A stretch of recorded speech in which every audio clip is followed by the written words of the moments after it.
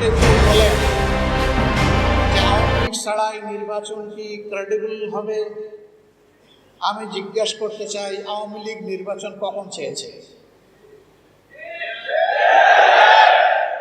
14 সালে 154 আসনে বিনা প্রতিদ্বন্দ্বিতায় পাস, অটো পাস, ট্রাইবেকারে গোল।